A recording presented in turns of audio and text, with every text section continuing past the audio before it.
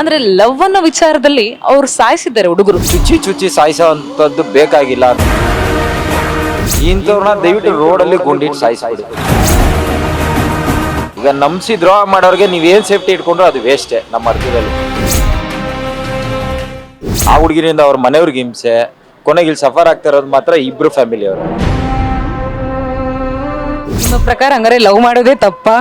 Love ಮಾಡೋದು ತಪ್ಪಂತಲ್ಲ, ಇಂಥ mental ಸೈಕ್ ನನ್ನ ಮಕ್ಳನ್ನ ಮಾಡಬಾರ್ದು ಅಂತ ನಾನು ಹೆಣ್ಮಕ್ಳಲ್ಲಿ ಮನವಿ ಮಾಡ್ತೀನಿ ಅಷ್ಟೇ.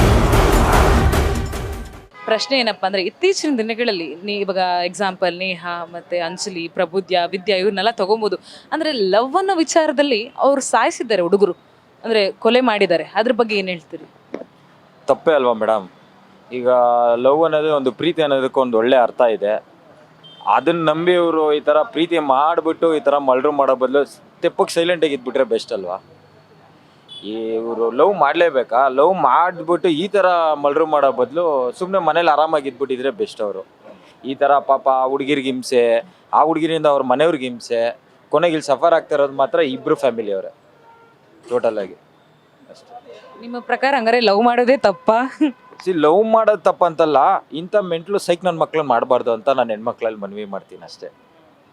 ಈಗ ನೋಡಿ ಪಾಪ, ಈಗ ಒಂದು ಯೋಚನೆ ಮಾಡಬೇಕಾಗತ್ತೆ. ಈಗ ಆ ಹುಡುಗಿ ಮನೆಯವ್ರು ಎಷ್ಟು ಸಫರ್ ಮಾಡ್ತಾ ಇದ್ದಾರೆ, ಅಷ್ಟು ವರ್ಷದಿಂದ ಎತ್ತಿ ಬೆಳೆಸಿ ಸಾಕಿರ್ತಾರೆ.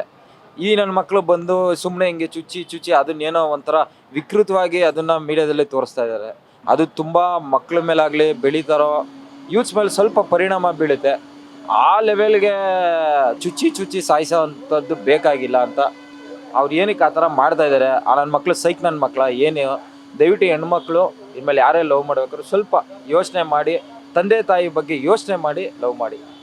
ದಯವಿಟ್ಟು ಆ ಥರ ಮಾಡೋಕ್ಕೆ ಹೋಗ್ಬೇಡಿ. ಇಲ್ಲ, ಸೈಲೆಂಟಾಗಿ ಆರಾಮಾಗಿ ಮನೇಲಿರಿ, ಅಪ್ಪ ಅಮ್ಮ ತೋರಿಸಿದವ್ರನ್ನ ಮದುವೆಯಾಗಿ ಆರಾಮಾಗಿರಿ ಅಂತ. ಸರ್, ಈ ರೀತಿ ವಿಷಯ ಬೆಳಕಿಗೆ ಬಂದಿದ್ದು ನೇಹಾ ವಿಚಾರದಲ್ಲಿ ಅಲ್ವಾ? ಮೊದಲನೇದಾಗಿದ್ದು ನೇಹಾ ವಿಚಾರದಲ್ಲಿ. ನೇಹಾ ವಿಚಾರನೇ ಏನಾದರೂ ಮೋಟಿವೇಟ್ ಮಾಡ್ದಂಗೆ ಆಯ್ತಾ? ಅಂದ್ರೆ ಇವಾಗ ಪ್ರಬುದ್ಯದಲ್ಲಿ ವಿದ್ಯಾ ಮತ್ತೆ ಅಂಜಲಿ ವಿಷಯದಲ್ಲಿ ನೇಹಾ ವಿಷಯ ಏನಾದರೂ ಮೋಟಿವೇಟ್ ಆದಂಗೆ ಆಯ್ತಾ? ಮೇಡಮ್, ಮೇ ಬಿ ಅದು ಯಾವುದೋ ಒಂದು ಮೀಡಿಯಾದಲ್ಲಿ ನೋಡ್ದಂಗಿತ್ತು. ನಾನು ನೇಹನ ಹೆಂಗೆ ಮಾಡ್ರು ಮಾಡೋದು ಅದೇ ಥರ ಮಾಡ್ತೀನಿ ಅಂತ ಇವನು ಯಾರೋ ಅಂಜಲಿನ ಯಾರೋ ಸಮಥಿಂಗ್ ಅವನು ಹೇಳಿದಂತೆ ಅವ್ರ ಬಾಯ್ ಫ್ರೆಂಡು. ಸೊ ಅದೆಲ್ಲ ನೋಡ್ತಾ ಇದ್ರೆ ಅದು ಇರ್ಬೋದು, ಹೇಳೋದಕ್ಕಾಗಲ್ಲ. ಇಂಥ ಸೈಕ್ ನನ್ನ ಮಕ್ಕಳು ದಯವಿಟ್ಟು ಗೌರ್ಮೆಂಟ್ ಅವ್ರಿಗೆ ನಾವು ಒಂದು ಏನು ಹೇಳೋದಂದರೆ, ಇಂಥವ್ರನ್ನ ದಯವಿಟ್ಟು ರೋಡಲ್ಲಿ ಗುಂಡಿಟ್ಟು ಸಾಯಿಸ್ಬಿಡಿ. ಆಗ ನನ್ನ ಮಕ್ಳಿಗೆ ಎಲ್ರಿಗೂ ಭಯ ಬರುತ್ತೆ ಅಲ್ವರಾ? ಇವರು ಸುಮ್ಮನೆ ಇದನ್ನೇ ಮೀಡಿಯಾದವ್ರು ಹಾಕೊಂಡು ತೋರಿಸಿ ಇಂಥ ಸೈಕುಗಳು ಅದನ್ನೇ ಮೋಟಿವೇಟ್ ತೊಗೊಂಡ್ಲೂಬೋದು, ಹೇಳೋದಕ್ಕಾಗಲ್ಲ. ಬಟ್ ಕೆಲವರು ಭಯನೂ ಬೀಳ್ಬೋದು. ಈಗ ಅವನು ಆ ಲೆವೆಲ್ ನೇಹ ಪಾಪ ಹೆಣ್ಮಗುನ ಒಂದು ಕಾಲೇಜ್ ಕ್ಯಾಂಪಸಲ್ಲಿ ಆ ಥರ ಸಾಯಿಸ್ತಾನೆ ಅಂದರೆ, ಎಂಥವ್ರಿಗೆ ಆಗಲಿ ಆ ಥರ ಸಾಯಿಸ್ತಾನೆ ಅಂದರೆ ಅವನಿನ ಎಂಥೋ ಸೈಕೋಪಾತ್ ಇರ್ಬೋದು. ಅದನ್ನ ನೋಡಿದಾಗ ಕೆಲ ಸೈಕೋ ನನ್ನ ಮಕ್ಕಳು ಮಾಡ್ತಾರೆ. ಅದಕ್ಕೆ ದಯವಿಟ್ಟು ಯಾವುದೇ ಹೆಣ್ಮಕ್ಳು ಆದರೂ ಮನೇಲಿ ಅಚ್ಚುಕಟ್ಟಾಗಿ ಅಪ್ಪ ಅಮ್ಮಂದಿರು ತೋರಿಸಿದ್ವ ಹುಡುಗನ್ನ ನೋಡ್ಕೊಂಡು ಮದುವೆಯಾಗಿ ಆರಾಮಾಗಿರಿ. ಹೌದು ಸರ್. ಅಂದರೆ ಇವಾಗ ಹುಡುಗಿರು ತನ್ನನ್ನು ಇವಾಗ ಈ ಥರ ವಿಷಯಗಳಾದಾಗ, ಈ ಥರ ಘಟನೆಗಳು ನಡೀತಿರುವಂಥ ಸಂದರ್ಭದಲ್ಲಿ ಹುಡುಗಿರು ಅವ್ರು ಹೇಗೆ ರಕ್ಷಿಸ್ಕೋಬೇಕು? ಮೇಡಮ್, ಈಗಿನ ಸ್ವಲ್ಪ ಜನ್ರೇಷನ್ ಈಗ ಫಾರ್ವರ್ಡ್ ಇರೋದ್ರಿಂದ ಬೆಟರ್ ಏನಂದರೆ ಅವ್ರ ಸೇಫ್ಟಿ ವೈಸ್ ಅವ್ರು ನೋಡಿಕೊಂಡ್ರೆ ಒಳ್ಳೆಯದು. ಈಗ ಒಂದು ಕಾಲೇಜ್ ಹೋದಾಗ ಫ್ರೆಂಡ್ ಸರ್ಕಲ್ ಇರಬೇಕು. ಇವ್ರು ಏನು ಮಾಡ್ತಾರೆ, ನೀವು ಈ 2 ಮಲ್ಡ್ರನ್ನು ತೊಗೊಳ್ಳಿ, ಯಾರೋ ಅನ್ನೋನ್ ಪರ್ಸನ್ ಬಂದು ಮಾಡಿರೋದಲ್ಲ, ನಾವು ಲವ್ ಅಂತ ಮಾಡಿ ನಂಬಿಸಿ ಮೋಸ ಮಾಡಿರೋದು. ಸೊ ಹಂಗೆ ಮಾಡಿದಾಗ ಏನು ಮಾಡ್ತೀರಾ? ಈಗ ನಮ್ಮದವರೇ ಈ ಥರ ಚುಚ್ಚಿ ಆ ಲೆವೆಲಿಗೆ ಚುಚ್ಚಿ ಸಾಯಿಸ್ತಾರೆ ಅಂದಾಗ ಏನು ಸೇಫ್ಟಿ ತೊಗೊತೀರಾ ನೀವು? ಯಾರನ್ನ ನಂಬ್ತೀರಾ? ಈಗ ಫ್ರೆಂಡ್ ನಂಬ್ತೀರಾ, ಇಂಥ ಲವರ್ನ ನಂಬ್ತೀರಾ, ಯಾರನ್ನ ನಂಬ್ತೀರಾ? ಈಗ ನಂಬಿಸಿ ದ್ರೋಹ ಮಾಡೋರಿಗೆ ನೀವೇನು ಸೇಫ್ಟಿ ಇಟ್ಕೊಂಡ್ರು ಅದು ವೇಸ್ಟೇ ನಮ್ಮ ಅರ್ಥದಲ್ಲಿ.